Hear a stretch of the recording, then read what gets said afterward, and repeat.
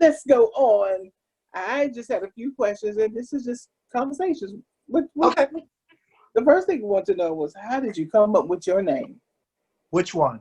And I thank Tony Nelson. Um, I'm not sure if a lot of people remember Miss Gracious. There's controversy about that around that name, and I think it's fun controversy because some people have taken credit for that name, but the way I remember the story is Diamond Blue Okay.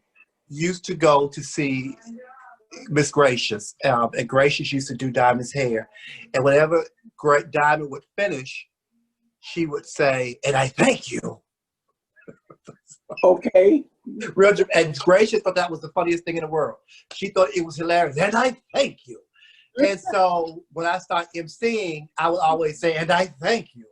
And so people just start calling it. So Alley Cat, that's where the controversy comes in, because Alley Cat says he created it. And maybe he did. Maybe he fed it to, I don't know. But Alley Cats start calling me Tony, and I thank you, Nelson, because I kept saying and I thank you. So it just kind of, because I didn't have a stage name. I was just Tony Nelson. Right, and right. They squeezed the "and I thank you" in the middle. But for me, I loved it because I have, for the last 30 years or so, I have just practiced living in gratitude. Mm-hmm. So for me, it just kind of what was a gesture of thanking people for being a part of things, but it also was saying it because I thought it was funny. It really, really represented the foundation of how I try to live my life. I try to move forward in gratitude. So that's the reason why I kept it. I just kept it in there because it just represents everything that I believe in. I believe in being grateful. I believe in, even with this whole pandemic, I'm not looking at it as being stuck at home. I'm safe at home. Okay. And I'm going to stay safe at home until I feel comfortable to leave out of my home. And I'm grateful that I have a place to be. You know, it ain't much, but it's enough for me. It's yours. And I thank you. Okay. That's what I'm talking about. And I thank you. Oh yes, and that name definitely fits you. Okay. Has COVID affected you though? I mean, you were saying that you lost a lot of gigs because everything's closing. Well, yeah. Well, of course, I was a regular. I had a regular gig at Remington's.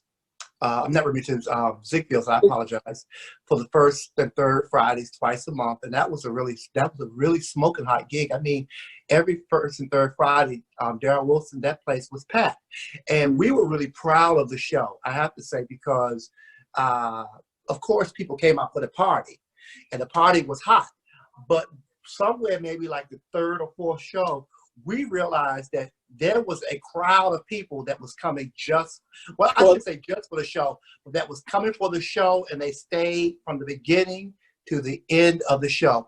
And then it got more and more crowded, and they held on. So it was just such a team effort. You know, of course, Darren Wilson gave us the platform to do it. Ziegfield's was opened their doors for Darren Wilson. Darren Wilson gave us the platform.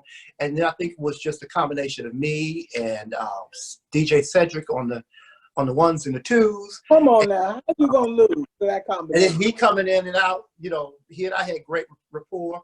And then we just had a great group of girls. It just was like one of the best shows that I've ever had the experience to work on. But that show, of course, we had to stop the show in March, right when things started to get ugly. Was it March? Yeah, March. And then we've all heard the news that Ziegfield's is closing. It's not opening back. It's not coming back. So we didn't know that it was the end of it. That was it. And we are very proud of it. And, you know, and of course, not to take the shine away from Ella and, you know, all the shows, you know, and what they did. Ella had been there for like 45 years or so.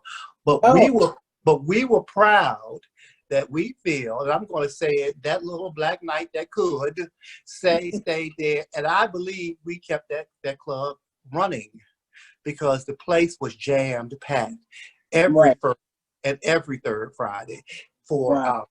for 15 months straight. I think it only think of one show and one night that wasn't so crowded, and it was raining really badly. Other than that, it was jam packed. So we're really proud of that one. And of course, Mr. Henry's. I had a regular show with my bestie Strong J, and at Mr. Henry's, and that show has been it's on hiatus. And I had some things, some pageants I was doing; those have been put off, and I had like 12 bookings for the Memorial Day weekend.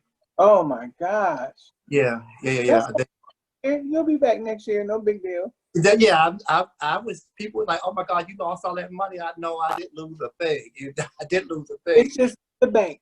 Okay? It's just wait for me. But, things will come back around. And I've been doing this a long time. I'm good. I kind of want to slow down a little bit. Just a little bit. Right, exactly. Just a little bit. Just a little bit. I don't need to be that busy. Right. Everybody's everywhere all the time. But I think everybody kind of feels like they can breathe. I mean, families are being together, having dinner, having conversations. Everybody was so busy. They Right. forgot to breathe, and now they can just breathe. And they're like, you know what? I really am enjoying this break. I can sleep in and do this, and I can do that. I wasn't able to do this for 15 years or 20 years. I have not been able to rearrange furniture in my living room, and I forgot what a good cook I am. I'm a great cook, and I had only been cooking for holidays, and I've cooked almost every day for. It's just things that I had forgotten how much I love to do. So here I am. I'm quarantined by myself, and I forgot how much I like myself. Okay, you get to learn to love you all over again. Oh, I enjoyed my own company. I really do. Okay. I have a question for you, Tony. Sure. Wait, I got to ask you. Now, you mentioned that you're a great cook. I am. What's that knockout meal that you prepare? That dish that is just over the top. It's the best. What it is? It's cold fried with black pepper on it. I went to culinary school years ago. Really? Yes. What? And another life ago. And I forgot the term of it, but I was told that I have a rare palate that I can remember flavors. So if you give me something, I can normally, and my best friend, Michael, my friends are always like, how do you do that? If I eat something out, I can tell you exactly what's in it. And I can remember what the instructor was saying, it's very few people that can do that. That's not common. So I can eat something, I can go to a restaurant and eat something and come back home and reproduce it pretty closely. Maybe it won't be as pretty, but I can get close to that flavor. Now, the thing that I make very well, extremely well, to the point where I spent Mother's Day this year, because my mom loves lasagna. My mother loves lasagna, but she never made. My mother's 80 years old. She never made lasagna. It was just not in her wheelhouse of things. She's a Southern woman, but she used to love lasagna. So she had said for Mother's Day, she said she's in Charleston, not Charleston. She was in Charleston, but she relocated to Charlotte. Okay. And she was saying, I want some lasagna for Mother's Day. I want some of your famous lasagna for Mother's Day. And I said, well, Ma, I can't.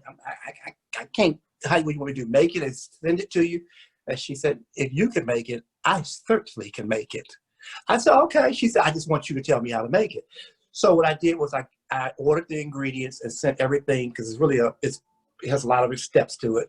Sent everything, and that's how I spent Mother's Day. I FaceTimed her like we're doing now, and we walked her through every step of the lasagna, and it was beautiful. So I'd say right now, since I'm still riding high off of that lasagna meal, that's my specialty of the moment. But I'm a mean baker too. I can bake also. And Tep was talking about my apples back here. He said he wanted those apples. I'm gonna bake a pie with those apples. That was. Well, I want a slice. I got you. Okay. I got you. That's good, and that's a Granny Smith apples. Those they make the best Smith apples. Granny Yeah. Smith apples, in my opinion, are the best apples. Now, my mom makes a really, really great apple pie. She despises Granny Smith apples, though. She thinks they are, don't use them, they're too sour. But I like them. I No, love them. and I love them. they hold up better than those Red Delicious, you know. Right, Apple right, right. Smith does. They keep the firmness. Yes, Keep the yes. firmness. I do a little baking, you know, a little something, something, but Do a not little like bacon here and I, there. I cheat. I make them dump cakes, okay? pour, pour the cake mix in the butter, and bam, there you go, peach cobbler. It works. It works. Whatever Yeah. works. That is the end result. Is the end result. And they love it. So And there we tell what you got over there in front of your what do you stand? What's that? Well, my favorite drink is Cavassier. And Tony, just for my thanking you for coming out here tonight, I'm going to take a shot take a when shot. the interview is over. In Okay. your honor. Tony, Cause wait. TEP drinks Cavassier. Tony, where your cocktail? Everybody got a cocktail. I know you got. Well, I don't drink. I famously do not drink, but I do have my ginger ale bowl. No. How is that? Does that taste better? Is it strong? I love ginger, and I Okay. love like a strong ginger ale, and so it does taste. It's stronger. It has a bite behind it, which I like. If you don't like that, I've heard people say, "Oh no," because it definitely doesn't taste like the regular Canada Dry, but it's still not as strong as some ginger ales that I've had, and it loses that bite. Like this big jug, halfway down, it won't have that same bite anymore. I've noticed that, but Okay. I love it, and it mixes well with pineapple juice. Okay. Well, there you go. But I like ginger beer. Ginger beer. I've never had ginger beer. Oh, if you like ginger ale, baby, you'll love some ginger beer. Now it doesn't have alcohol in it, does it? No, but it got that kick to it that you was talking about. That ginger I beer. love that.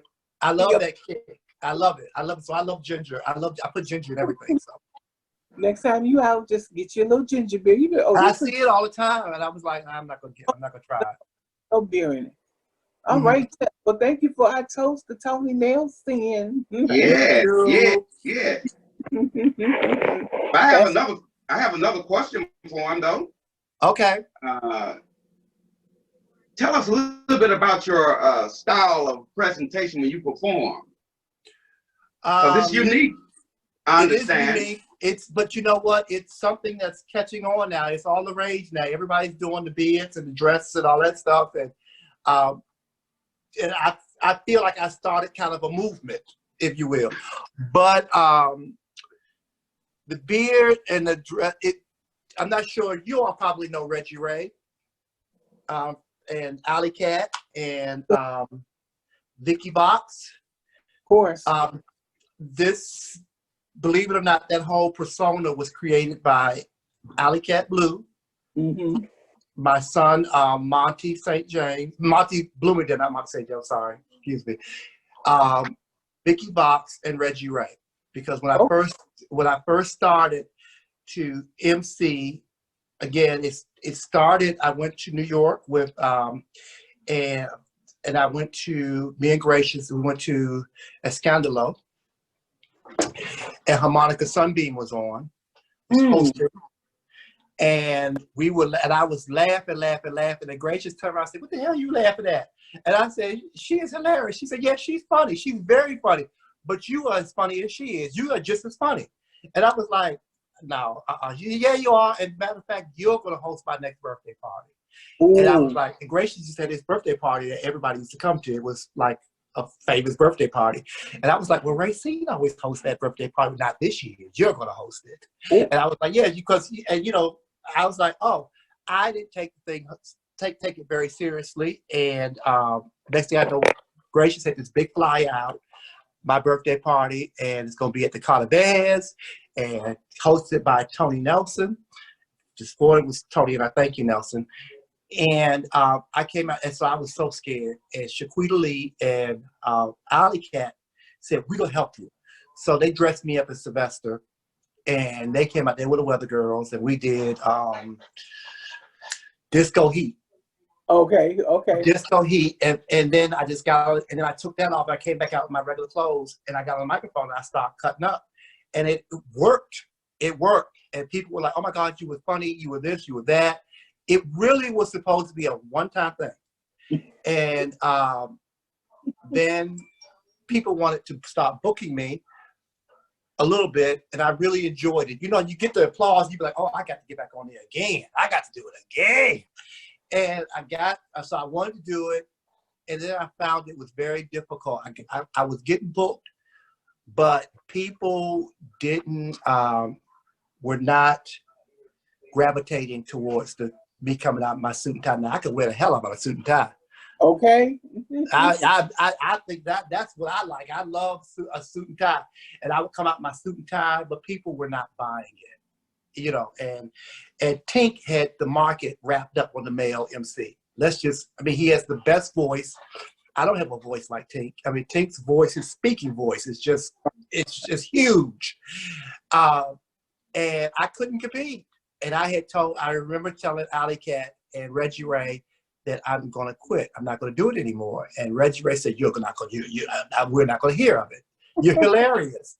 And I was like, well, I just don't think I can do it. And I remember it was Alley Cat, Reggie Ray, and Monty, and it was like, we're going to dress you up. Monty was one said, we're going to dress you up. Reggie Ray said, find something. He's okay, you can't compete with Tink. Tink has that market sold up. And there was only so many drag shows, you know, that were going to let us work. And Reggie Ray said, find something that makes you, you.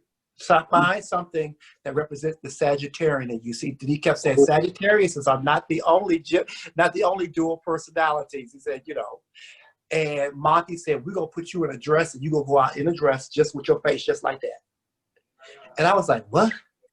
You gonna go out in a dress with the mustache and the beard, and that's how we gonna work it.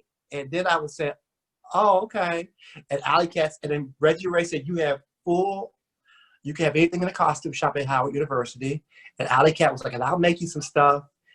And I was telling Vicki Vox, and Vicki Vox said, let me do all your wigs. So all those wigs I was wearing in the beginning, you know, those big, beautiful wigs, Vicki Vox would do. And a little known secret, I can tell the secret now. I don't know. She and I had a very close relationship that a lot of people didn't understand. And she never charged me for one wig. Whenever I would get ready to pay her, she said, you know how me and you roll. Go ahead. You know, she said, just don't tell anybody. So that was it. So I credit them for creating that image. Right. And then I started incorporating my favorite things from my favorite MCs like Xavier Bloomingdale. I thought Xavier Bloomingdale was fabulous. She always wore the most fabulous clothes. So I wanted to do that. I thought Tink had this big voice, so that's why I made it as big as possible. And Racine had this all over personality. So I merged all those people together and I came up with my character. Sorry for the long story, but that's it. No, that's great. I remember I saw you, I can't remember where it was, but you were on roller skates. I thought I was going to die laughing. I was like, what the hell? This man, and you never fail. And no. and it was so hilarious. It's like, whenever I see you, you always make me feel good. I mean, I think that's just everybody. When we leave from an event, because Tony has hosted it, you just make people feel great about the night that they had. They're going to laugh if they were down. They're going to feel better when they leave. Well, I appreciate you saying that because it's always been my goal. I never wanted to be the attack MC. Now, I will read you. Oh, yeah. I'm going to love on you, too.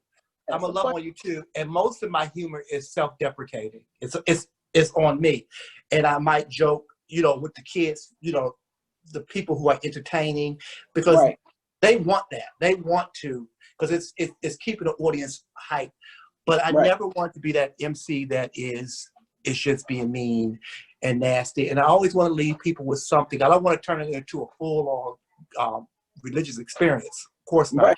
But I did want to always try to leave people feeling good. And I feel like I accomplished that Oh, you did. I hope I have. I really do. Still do. You still do. You still do. So how long you been performing? How many years? About? It's been just about 20 years. It's been about 20, Okay, so you're yeah. celebrating 50 years. That's great. Yeah, celebrate 20 years. And I started a little later. I'm 55. And so, yeah, I was starting like I was 35 years old. Okay, well, that's all right. You look good for 35. Plus, I be seeing your little pictures with your little suit. So I'm like, okay, Tony B. Stop. But see, we come up from this. We've known each other from a whole nother life, and it's amazing, and it's so funny because just a little side story. This young lady came to my desk when I work, and she was talking to me, and she introduced herself. She said, "My name is Kenya Ziegler," and I looked at her, I was like, "Ziegler?"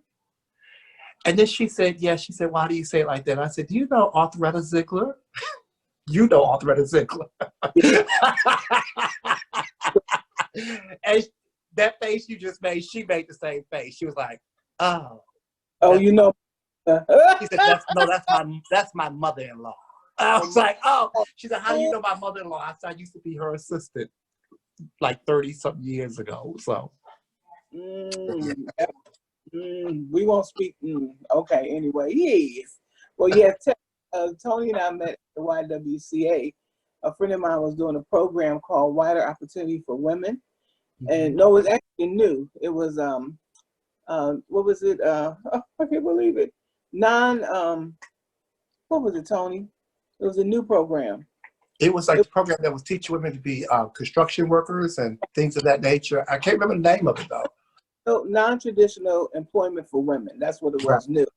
And and they taught them how to be carpenters and this and that and that. And they had people to come in and talk to them about being a carpenter, about being an electrician.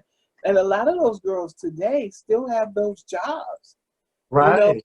Really provided a better life for them.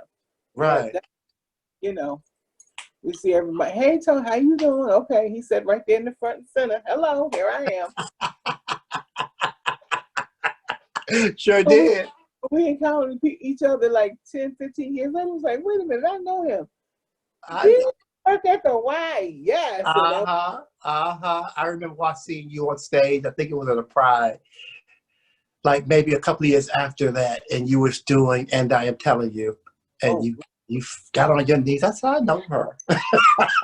Well, how you know me on my knees, Tony?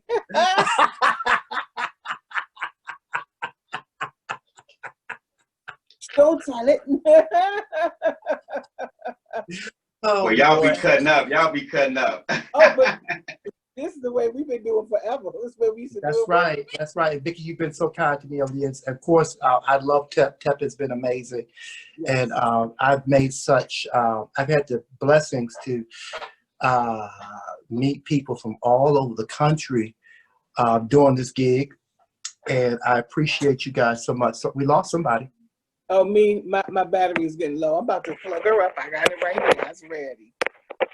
There we go. Well, Tony, while you talking about some of the places you perform around the country, you did an event on the National Mall, didn't you?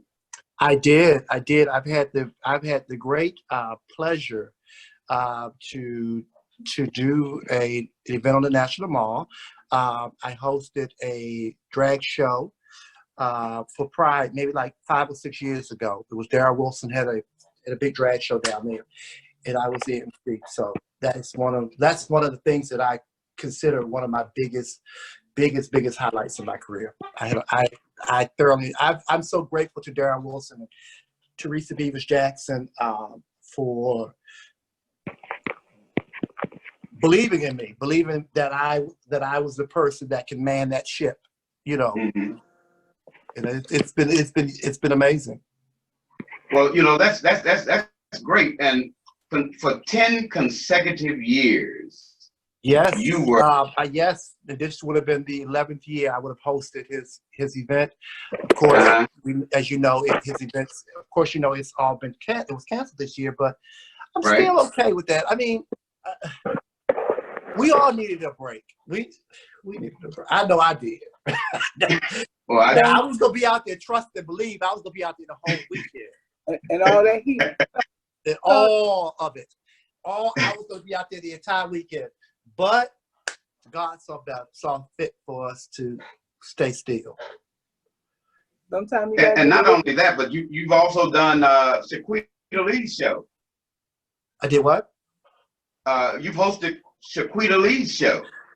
Shaquita Lee, I did. I hosted her first show at the Howard Theater, the one that kicked off those big shows that she was having. I did the first one, and I think I did the second one, and I did another one later. Shaquita and I are amazing friends. People are sometimes surprised to hear that, but Shaquita and I are amazing friends. I have such a level of respect for her, what's the word for it? For her intention. She knows what she wants, and she'll be damned. And when she starts going for what she wants, you better get out of her way. Yep. Nothing's going to stop her. And I respect that I respect her work ethic. She's hard worker. And the thing that I like about Shaquita is she is not afraid to tell you what she thinks. You might not like it, but at least you know where you stand. Exactly. And she pays her people. She pays her people. And we need to, I think the Black entertainers, the entertainers that came from the mill circuit and stuff like that, are not used to being paid correctly, or because that's not how it was done then. And that's not a slam at anybody, but it just was. But Shaquita kind of broke that. She believed in paying her people for what they're worth and paying them well. And I enjoyed working with her. I enjoyed. And the great thing about the Howard Theater was my parents got engaged at the Howard Theater at an Ike and Tina Turner show. And it's funny because I was watching Watch What Happens Live. I'm a big Bravo fan. Mm-hmm. And the other night, I think it was Sunday night, Goldie Hawn was on Watch What Happens Live. And she said that they asked her, Andy asked her about what was the first concert that she ever went to. And she said, well, I'm from Washington, D.C., and the first concert I went to was a concert at Howard Theater in 1960. It was the Ike and Tina Turner show. She said it was in June 1960. I'm sure that was the same because my parents got engaged June 1960 at the Howard Theater for the Ike and Tina Turner show. I said, I bet you Goldie Hawn herself was at that same show. Yeah. Well, I never knew Goldie was from D.C. She's from D.C. She's from D.C. It's a lot of major, those old celebrities. Shirley MacLaine is from D.C. Warren Beatty.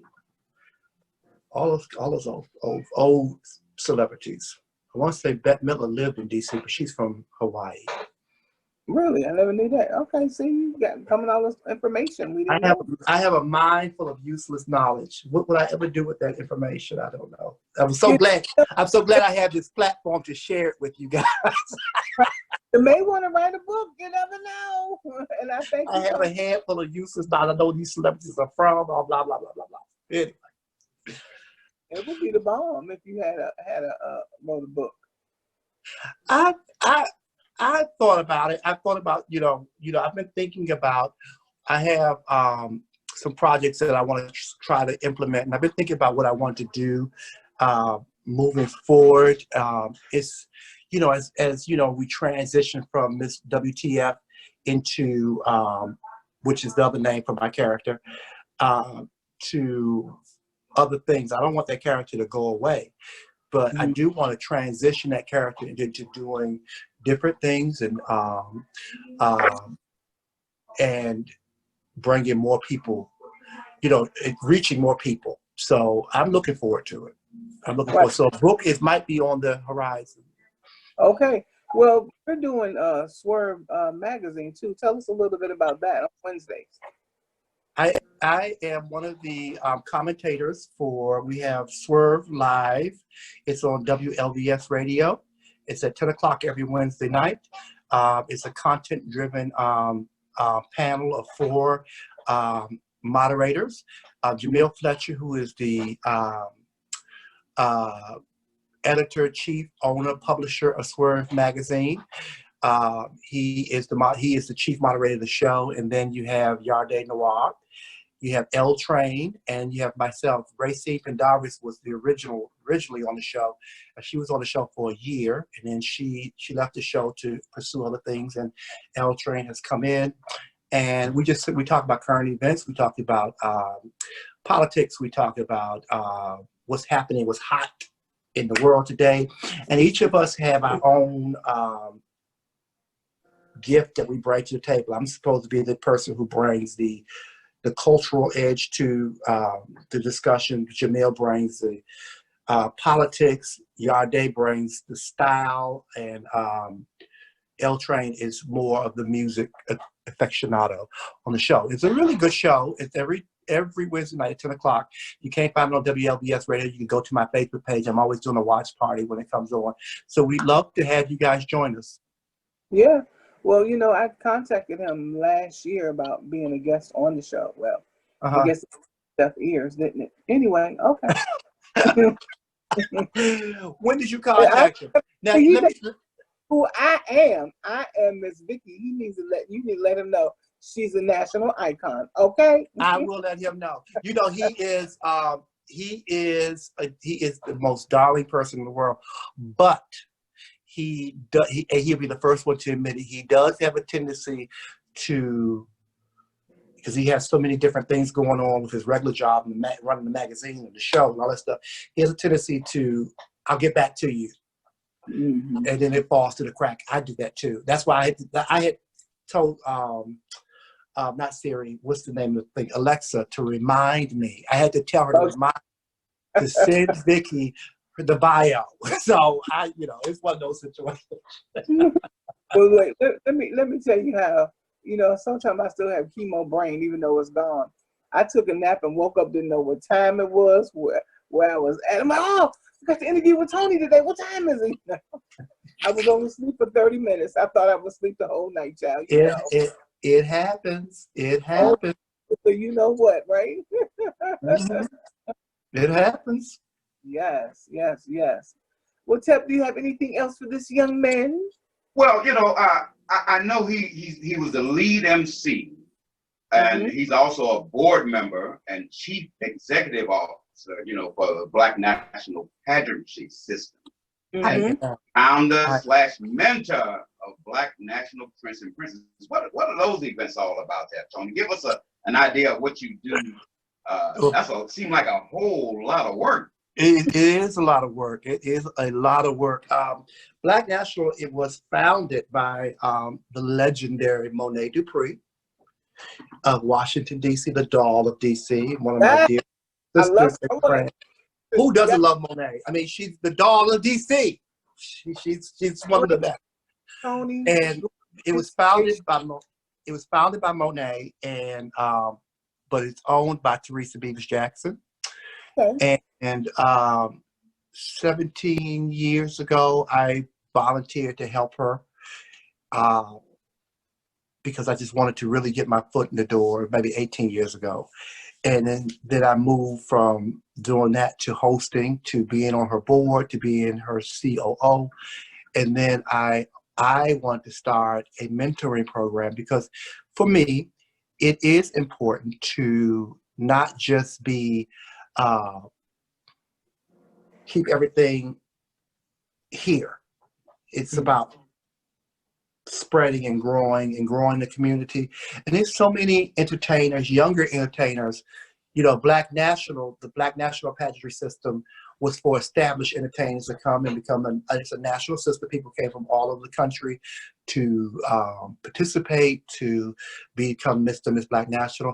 And we've had major representatives from Amelia Black to Sandra Lopez to Naisha Dupree. These are nationally known entertainers. They have represented this system.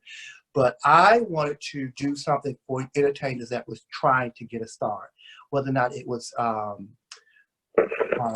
in comedy or as for, I call it serious drag. People say you shouldn't say it's serious drags, it's all drag. But I mean the more focus-driven drags where you just entertain. And so I started running, I opened up a system called Black National Prince and Princess. And it's 10 years strong. And it was I went from being the CEO, and then I changed that name from CEO to mentor, because I wanted to be more of a mentoring program. Because, you know, we don't, in my opinion, we need to, as leaders, or I shouldn't say leaders, but I guess we are leaders in the community because we're older and we have seen more. And for me, I can't say what it should be for everyone, but for me, it was important to try and teach these younger people how to not only be successful on stage, but it went further, it went off stage, and how to manage your situations, your life, in balance with being a title holder. So it's been very, very fulfilling for me. And this year, that pageant was to be canceled also. So we're not going to have, this will be the first year in 10 years that we're not going to have the Prince and Princess pageant, but we'll come back next year. Oh, definitely. And we'll stronger. Stronger. I'm looking forward to it. And of course, we all know Miss Beavis Jackson. She's a strong woman. She's a strong woman, and I think she is a misunderstood person also. Oh, she's the sweetest woman you ever want to meet. She is. Yeah, I mean misunderstood. I think people see her as not approachable, and she has provided opportunities. She is a perfectionist, and people don't see that. And sometimes people don't understand the way the mind of a perfectionist works. But she is a person that she has a vision, and she knows how to articulate her vision, and she needs people that's surrounding her that can go out and execute that vision. And if you can't do that, she don't need you. She don't need you. Right. She don't need you. And I think that's what people kind of sometimes get a little bit off track with her. But she has really, really been a person who has taught me the importance of understanding the business of what we're doing and how we're doing it. She and Alley Cat have really, really taught me the importance of that, because I tend to be a little bit too nice, a little bit too yeah, go ahead, do whatever you want, and you just end up in a bad space when you don't know how to give, you don't know how to balance both things. Right. Well, you're doing a good job. So, I mean, I'm proud of you. I'm glad that you've been able to do what you can do and enjoy it. That's the thing. You enjoy doing what you do. I have enjoyed my career with doing Black Miss WTF, or Tony and I Thank You Nelson. I have enjoyed it so much. I have made so many friends. I have crossed so many paths. I have worked with so many great entertainers. Maxine Blue. Just a quick story. People thought that Maxine and I were the best of friends, that we had known each other for years. I didn't know Maxine. Wow. I didn't know Maxine. I had seen Maxine when she used to live here maybe once or twice. We crossed paths, but we had never had a conversation. We didn't know each other. When Maxine moved back here, I knew who she was, of course. Right. But again, we didn't. But when we got, and she and I are so opposite of each other. We are so different. You can't find two people that are more different than each other. Nothing negative or nothing in a bad way, but we just are two different people. But there's something about when I get on stage with that lady, it's something that just cooks every time. And I'll say it here, and I'll say it in front of everybody, Maxine is the best who ever did it.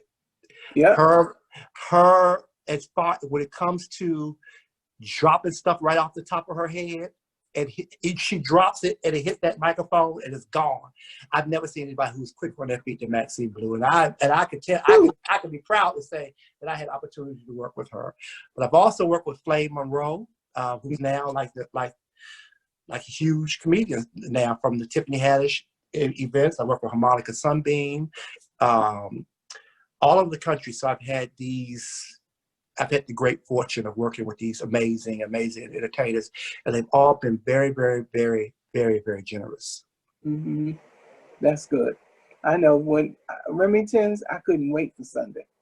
And then I had moved away, but every time I came back, I had to come to Remington's because, oh gosh, I mean, I knew I was going to laugh. I knew I was going to feel good. It was just. We used to cut up. We used to cut up and Yes. back and taking pictures, and we used to cut up. And Yes. we can't forget Tina Tuna. I can't go and not mention Tina. I mean, Miss her. And Tina and I are Sagittarians, sisters Miss and brothers. her. And look, she's only an hour and a half away from me. I keep saying, sis, when we gonna meet up?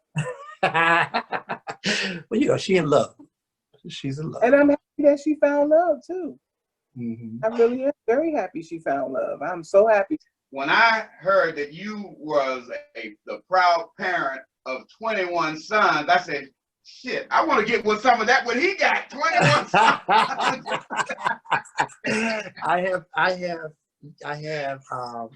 have about, I lost count, but it's like 21 young men that I have helped raise, helped feed, helped housed, just to help them on their journey. And my life would not be the same without those young men. They have just been amazing, each and every one of them. And to this day, they still are. I mean, I'm still in touch with 90% of them, and I still have more coming, you know. And it's so funny, the younger ones always say, I'm the last one, don't bring animal. No, we ain't bringing no more. But how do you stop? How do you stop? You know, and You can't. It's the relationships that I have developed with these young people have really, really, really, really changed my life, and have helped me to understand what my purpose was. Part of my purpose has been to people laugh and bring humor and joy, and the other part has been to guide and nurture and love. Mm-hmm. It's spread and share love. And so yeah, I get a little choked up, and you know, so like even now, and I'm not one of these people that believe. I think I saw it on Facebook, Instagram. There was a post and it said, remember those who checked on you during this pandemic, that text. And then it had that scratched out in big red letters, and it said under that, it's not about you. Everybody is going through a pandemic. Cherish the people who had time to check on you, and understand that other people were taking care of whatever they had to take care of. If somebody crosses your mind, check on them and do it like that. But everybody is in the same place, and we all need to just be understanding of that. And I thought that was a really powerful, powerful statement. Oh yeah. And I thought it was such a powerful statement. But I've had some amazing people who have called, and I'm so grateful for the ones who could, and I'm grateful for the ones who wanted to and that couldn't. Okay. People who have gone out and done grocery shopping for me, have called and just make sure I was okay. And they would say, oh, well, why aren't you on Facebook, promoting and da-da-da-da-da. And I said, no, because I really, really wanted to use this as a time to rest and reflect. And I have done just that. So I said I appreciate it. So when you called, Vicki, of course, I could never, ever tell you no. Never, ever tell you no. I could never, ever tell you no. And so when you called and you said TEP was involved, I was like, but of course, I'd be there. So I'm just more than honored to be a part of this tonight. Well, We we really appreciate it. What do you see as the most pressing issue facing the LGBTQ community? I think we have to, that's a really good question. And I think it was in early March before we got quarantined, I was invited to a forum by the young man Strawberry, who is going to be one of the great leaders in this community. But he invited me to a forum, and it was about HIV/AIDS, finding a cure, making a cure happen. And so I'm glad you asked me that question, because what I feel is the most pressing thing that's happened is when the young man explained that within the next 10 years, I think he said, the guy that was there who was speaking, he said that it's almost a 95% chance that they will have a cure or a vaccination for HIV and AIDS. wow. I'm paraphrasing that. But here's what he also said. He also said that one great thing that our great president, number 45, has done was he has started allocating a lot of money towards that, which may change now since this new pandemic has come along. But he allocated a lot of money towards finding this you making sure that this cure happens. This thing happens by 30, no later than that. But what the frightening thing is, if we do not get out and we don't get serious about getting that man out of office, and I understand, and I'm going to come real close to this camera, and I understand that some people don't think that the choices are the best choices. But we, as Black gay men, we have a very, very, very, very, we have an obligation to each other. We have an obligation to the people that's coming up to make a decision to get our asses out and vote. That is what is most pressing. And the reason why I say that is because at this present time, President 45 has appointed 1/3 of the over 800 federal judges. He's appointed 2 Supreme Court judges. If he wins again, he will appoint at least 2 more. He will also appoint at least, they're saying at this rate, he's going to appoint probably in the next 4 years, 45%, up to 45% of the federal judges. And if you notice, he's appointed people in their 30s, early 30s. They will be on those benches forever, for another 40 to 50 years. These are the people, he is the person that wants to get rid of health care for all. And if he gets rid of health care for all, guess what? They will have a cure for HIV and AIDS, but guess what? You won't be able to afford it. okay? I'm going to leave it right there. Say it again. The people who need it will not be able to afford it because they don't have health insurance, because you have a pre-existing condition. You have a pre-existing, which he wants to get rid of. So if you have a pre-existing condition, then you cannot get insured, because he wants to get rid of that. And if you are not insured, then you will not be viable to get the treatment that could cure the condition.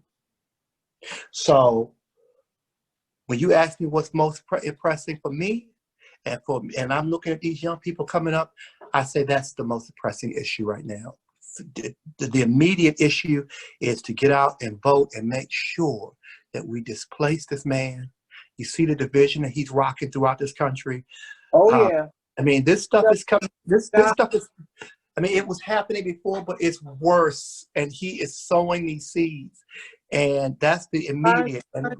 He's fanning them flames. Yes, he He's is. Yes, fanning those flames, and the long term is he is setting things up for us to stay under for 40, 50 years coming. mm-hmm. And I think that's so poignant that you talked about that, because a lot of people don't really realize that many of these elections, they're more about that judiciary branch than anything else. Right. Because when Right. you put enough people that can tilt that court in either direction, that means laws will be enacted and created for that side of the aisle. Of the aisle. And Right.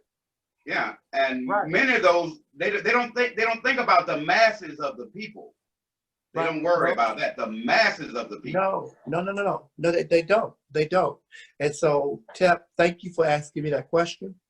That is a major sticking point, and I'm really grateful to Strawberry, who everybody knows Strawberry. I'm telling you, watch out for Strawberry. Strawberry is going to move and shake this community. Good. I'm telling you some good stuff. And if you want to talk to somebody who is an up and coming icon, he's already a leader. He is an amazing, amazing, amazing young man. We want to talk to him. We want to give him another platform to tell his story. So and be Absolutely. sure to tell him that I said that, because he is a major. He has an amazing point of view for a young man, and he is out there.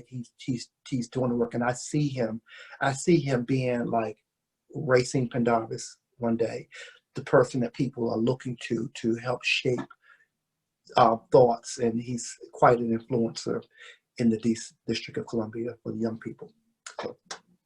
and we need those type of Black leaders, because I was just looking on TV the other day, a guy who started Act Up passed.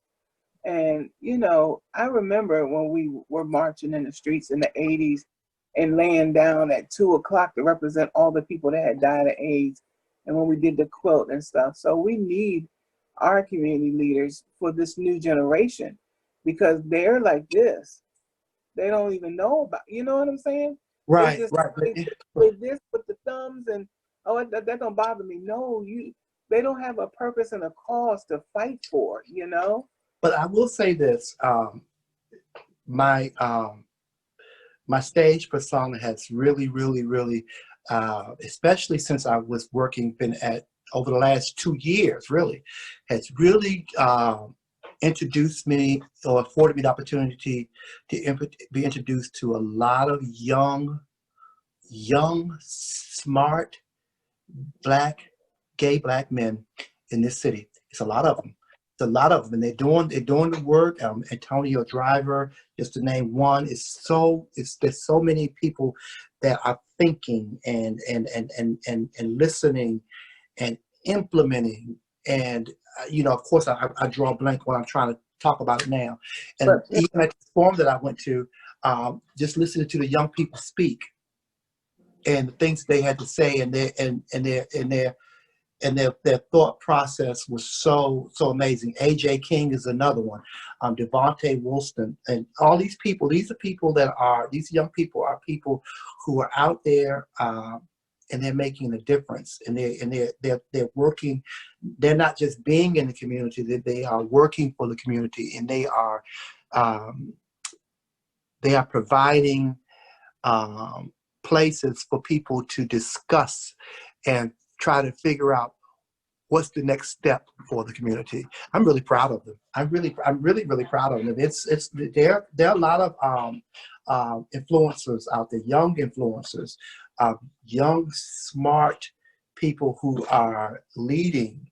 And the one young man, and oh my gosh, and I just can't believe his name just flew out my head. He was the president of Impulse. He's now he's moved to Georgia, and he's running for the state senate. I believe it's the state senate he's running for now. And I know he's not, 35, 36 years old. He might be. I don't even think he's that old, but I could be wrong.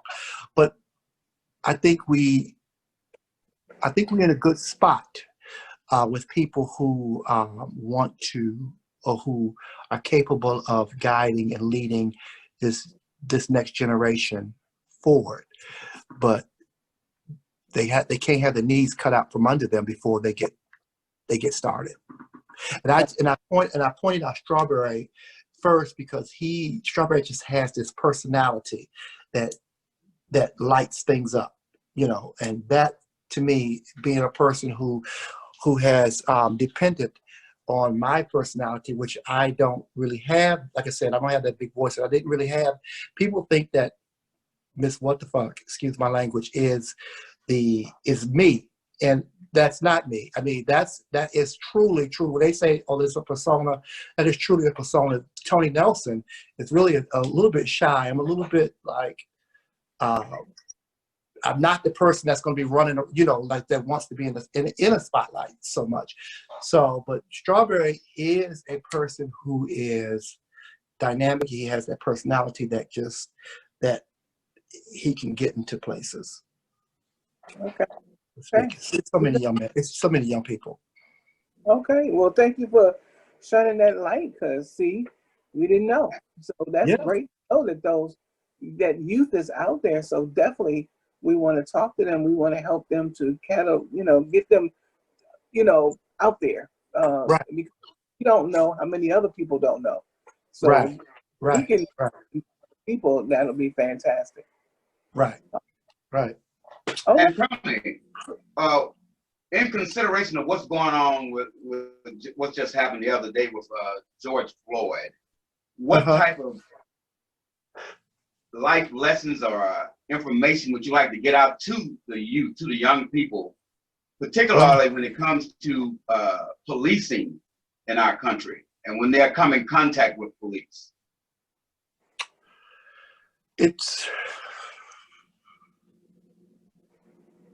There's a part of me, you know, at some point we have got to rise and we have got to be able to say enough is enough.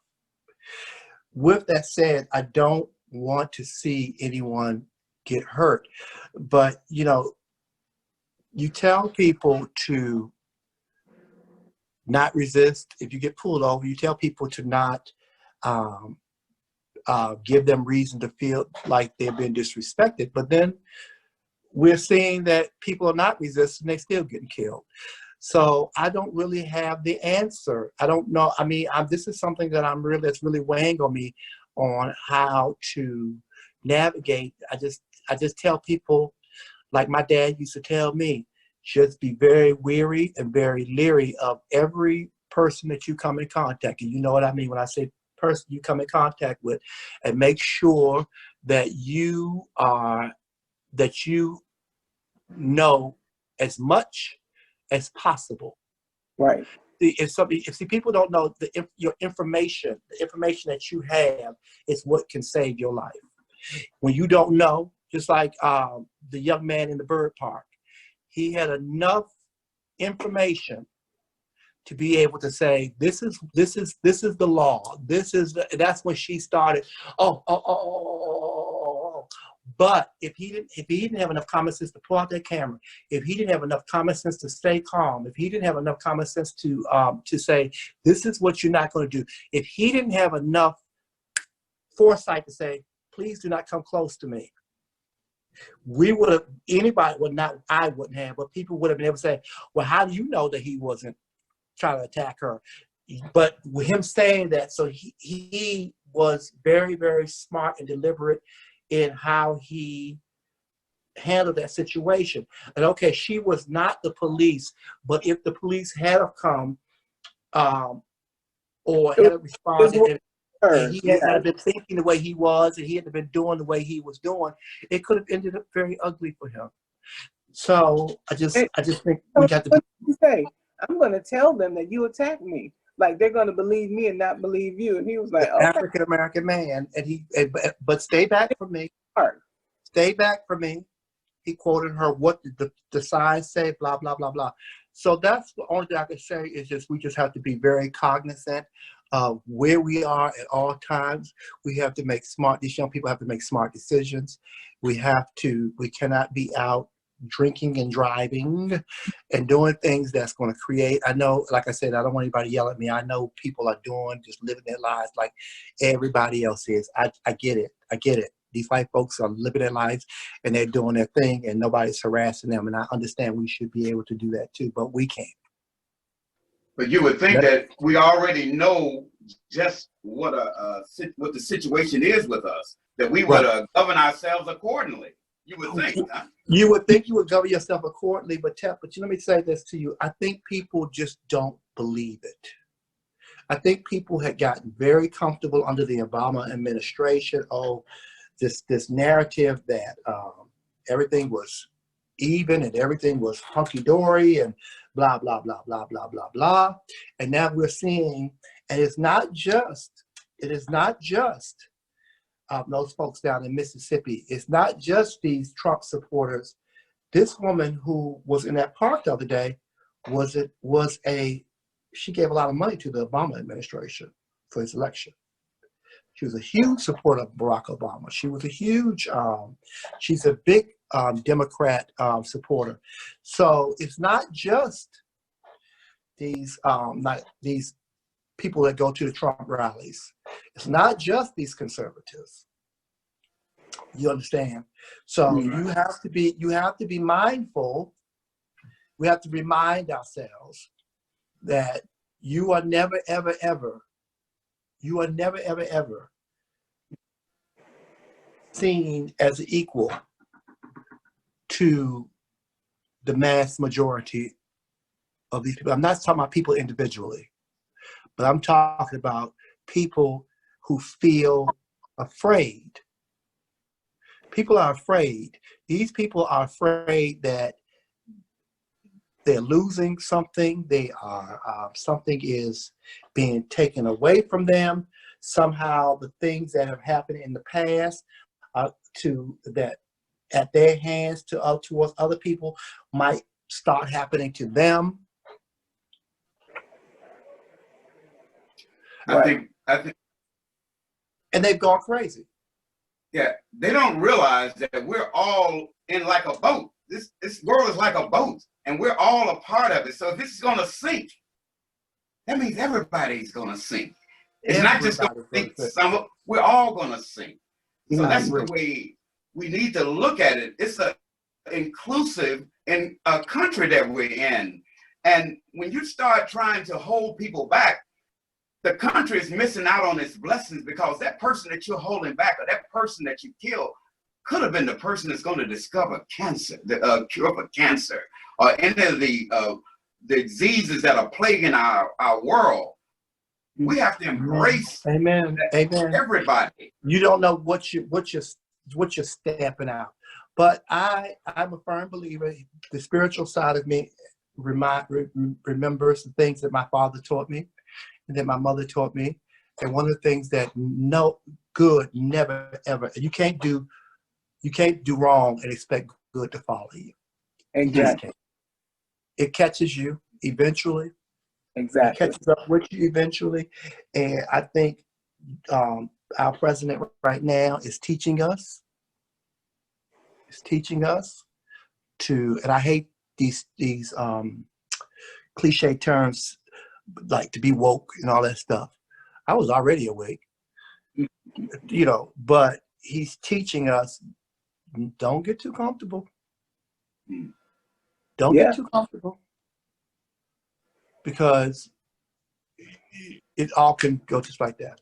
He needs to be removed out of office. He needs to be voted out. We need to get out. And it troubles me that I hear people saying that they're not going to vote.